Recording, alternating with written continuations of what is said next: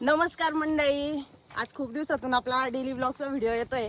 कारण सध्या कंटिन्यू पाठीमागं इतके कामं चालू आहे. बियाणं पॅकिंग, पार्सल पॅकिंग करायचं, परत ते पोस्टर टाकायला जायचं, काही पार्सल कुरिअरला टाकायला जायचं. तर त्याच्यामुळं डेली ब्लॉग काढायला वेळच भेटत नव्हता.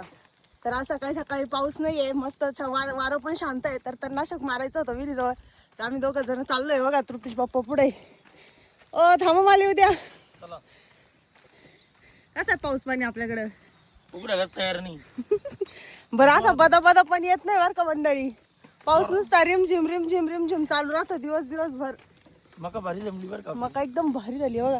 मकाकडे पण चक्कर नव्हतं माझा, जवळपास 8-10 दिवस झाले. एकदम मस्त मका झाली.